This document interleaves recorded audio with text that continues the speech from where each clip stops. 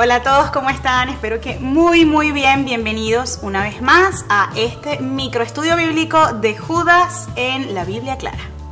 Después de esta presentación tipo televisión, quería saludarte, decirte que espero que estés muy bien y bueno, hoy sigo muy emocionada de continuar este estudio y vamos a estudiar los versículos del 6 al 7.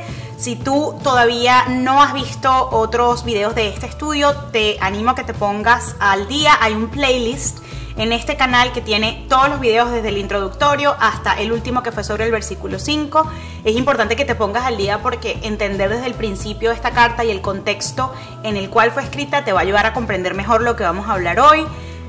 Me encanta esta parte de Judas porque me parece fortísima, para ser honesta. Me parece que nos recuerda la importancia de ver a la escritura como algo que es una sola cosa que sirve para apuntarnos a Jesús y a la historia que el Señor pensó y ha ejecutado para la humanidad, su historia de amor y salvación. En esta parte de la carta, especialmente del 5 al 7, ya estudiamos el 5 en el video pasado, vamos a hacer hoy versículos 6 y 7 como les dije. Judas nos recuerda que lo que está escrito y revelado en la Biblia no es simplemente una historia pues para llevar registro de lo que fue el pueblo de Israel.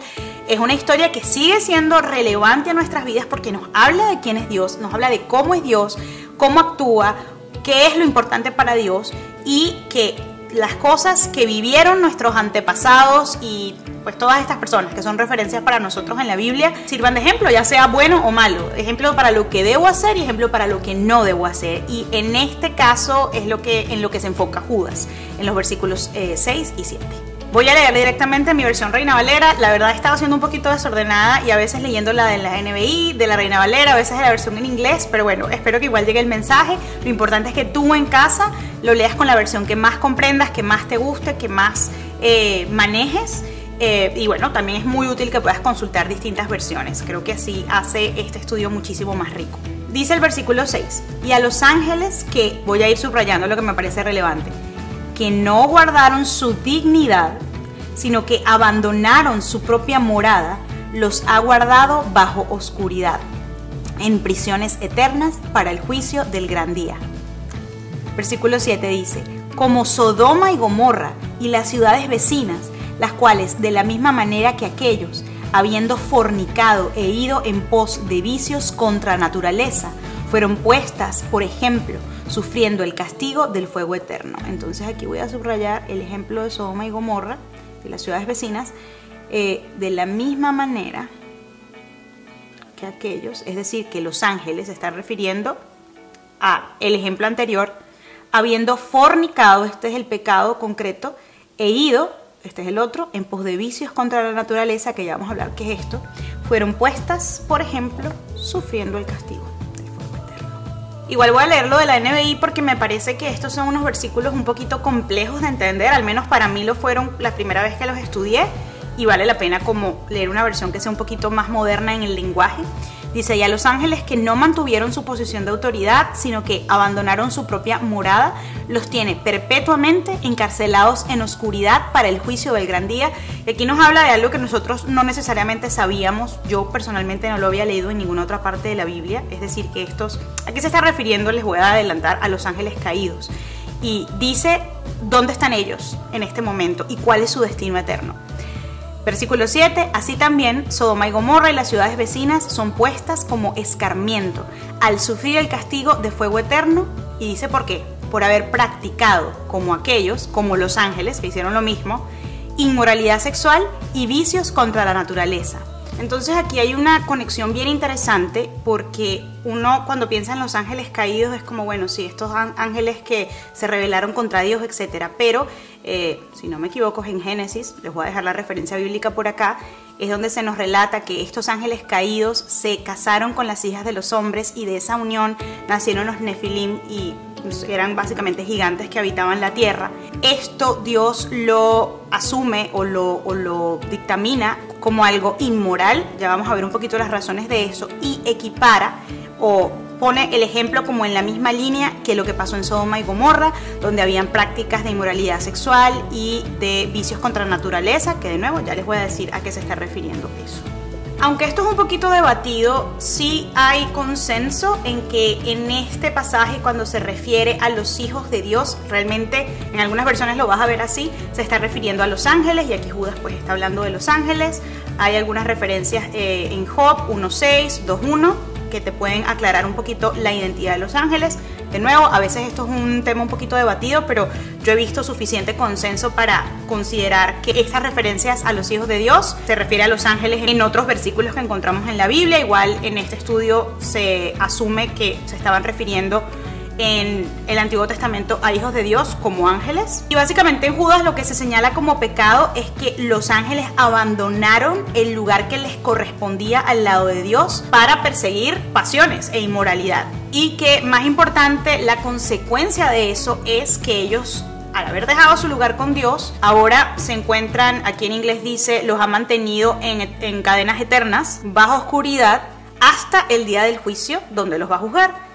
Y luego entonces pasamos a que lo equiparen con Sodoma y Gomorra. Yo no sé si ustedes se acuerdan de haber leído este pasaje que involucraba a Lot y a las hijas de Lot. Yo les confieso que cuando volví a leerlo, si no me equivoco está en Génesis 19, sí, Génesis 19, les invito a que por favor vayan a leer todo ese pasaje. Es bastante largo, por eso no lo voy a leer acá. Y estas son las historias que a veces de niños escuchamos o que nos enseñan en la escuela dominical, y uno como que sabe que eso en Sodoma y Gomorra era un desastre y que él tenía una esposa que cuando se fueron miró para atrás y se convirtió en estatua de sal. Y había escuchado como un par de historias, pero nunca me había detenido a leer la historia pensando en este contexto. Y realmente me escandalicé. Yo que he visto muchas cosas en mi vida, de verdad me escandalicé, porque nosotros siempre creemos que ahorita el mundo está en una situación de pecado peor. Y en alguna manera sí es así, pero por otra parte el corazón del hombre siempre ha estado igual de corrupto. Y los pecados que se están viendo acá no son diferentes a los pecados que vemos hoy en día, ¿no? Entonces, bueno, quiero invitarte a que te leas Génesis 19, porque básicamente te narra la historia de cuando unos ángeles llegaron a Sodoma, Lot los recibe en su casa, y cuando los ángeles entraron a su casa, el pueblo tocó la puerta de Lot y fue a buscarlos porque querían tener relaciones sexuales con los ángeles. En este pasaje se narra que eran hombres que querían tener relaciones sexuales con los ángeles. Yo la primera vez que lo leí, en mi ignorancia, en la versión Reina Valera decía, es que abre porque los queremos conocer. Pero realmente la traducción de palabra conocer en el contexto bíblico no es conocer de hola, ¿cómo estás? Es conocer de tener relaciones sexuales con alguien. Entonces, apenas se enteraron que habían dos hombres nuevos en el pueblo, estos otros hombres querían tener relaciones sexuales con ellos. Algo que a mí me escandalizó mucho era que Lot les ofrece a sus hijas a cambio de los hombres, pero estos hombres no querían sino conocer a estas nuevas personas que no sabían obviamente que eran ángeles. Tampoco creo que si lo hubiesen sabido lo hubieran respetado mucho, pero creo que es un pasaje que nos escandaliza bastante, pero que refleja el estado del corazón y la inclinación al pecado del hombre. En este estudio se nos recuerda que había como dos pecados principales que reflejaban la perdición, el estado de perdición de estas almas, y eran la inmoralidad sexual, que se puede ver de muchas maneras como fornicación, adulterio, tener relaciones sexuales con personas que no deberías tener relaciones sexuales, y lo que se llama el deseo innatural, lo estoy traduciendo del inglés, en español sabemos que lo dicen vicios contra la naturaleza, pero hoy en día se entiende que esto se está refiriendo a las prácticas homosexuales. Y en este pasaje concretamente se nota que ellos querían tener relaciones sexuales con hombres, y que también tenían unos deseos incontrolables por el sexo. Y veamos que son dos cosas distintas, están alineadas, pero son dos cosas distintas porque era como una desesperación que querían ir a que les presentaran a esos hombres para tener relaciones sexuales con ellos. O sea, y fueron masivamente, y fueron en grupo, y le insistían. Y eso pues no es un comportamiento normal ni natural. Y bueno, todos sabemos cuál fue la consecuencia para Sodoma y Gomorra. Dios los destruyó completamente. Y algo curioso y bien triste que me parece de esta historia es que Dios salva a la familia de Lot. Sabemos lo que le pasó a la esposa de Lot, pero aún, pues la Biblia no lo dice así, pero esto fue algo que yo llegué a esta conclusión, es que las hijas habían crecido en Sodoma y Gomorra y ellas estaban pues contaminadas realmente de esa cultura. Y después hicieron algo bastante horrible con el papá, que es que lo emborracharon para poder tener hijos, y pues fue una situación también de incesto que era como la evidencia de ese pecado de donde ellas venían, ¿no? Pero bueno, esto es un poquito mi interpretación. Todo esto te lo estoy contando para ponerte en contexto de lo que Judas está abordando y de lo que está tratando de cubrir en esta carta. del tipo de problema, del tipo de pecado, del tipo de prácticas que estos falsos maestros, estos falsos profetas, estas personas que estaban infiltradas en la iglesia estaban promoviendo. Judas está recordando que este era el tipo de prácticas, que este es el reflejo de un alma corrupta y que esta es una manera de saberlo. Y también nos recuerda cuál es el destino de las personas que practican estas cosas, porque evidentemente no tienen al Espíritu, evidentemente no están con Dios, sino del otro lado, de la oscuridad, del lado del diablo. Quisiera leerte, bueno, aquí traducir improvisadamente esta parte de la reflexión final del versículo 6 y 7, porque dice: Dios es justo porque es santo.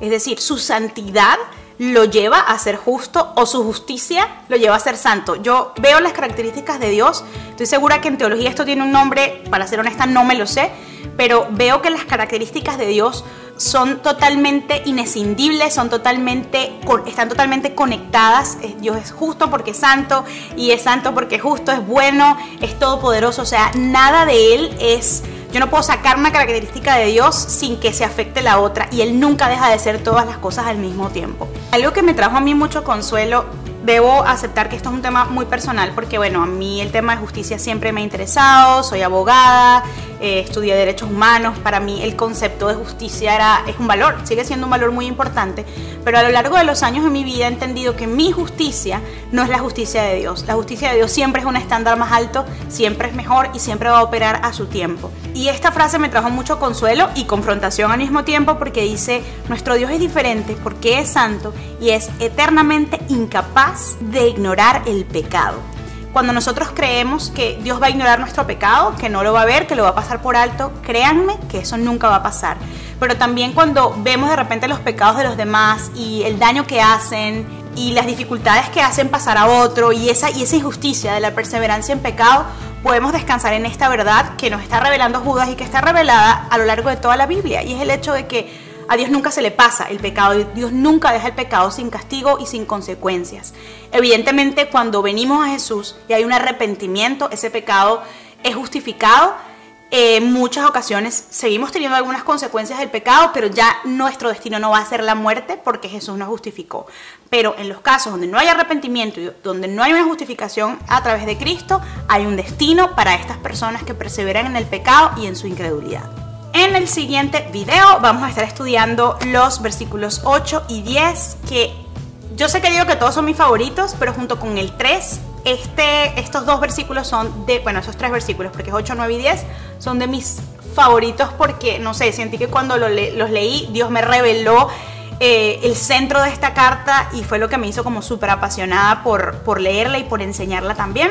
Espero que les guste este video, espero que les esté haciendo reflexionar, que nos ayude a apreciar las características de Dios y saber que podemos confiar en Él. Y espero que esto no nos lleve para nada a temerle a Dios. Esto no está aquí para generar temor en nosotros. Esto está aquí para que podamos conocer que Dios es un Dios justo, que ama la santidad, ama la rectitud y rechaza el pecado. Y que por eso es necesario llamar al pecado por su nombre, por eso es necesario juzgar las cosas que están mal y separarlas de lo que está bien. Por eso es necesario discernir, por eso necesitamos al Espíritu Santo. Y bueno, espero que les haya gustado, que les esté edificando este estudio. Recuerda suscribirte a este canal, darle like a este video, comentar, compartirlo, todo eso me ayuda muchísimo a poder seguir haciéndolos, y espero verte en el próximo video.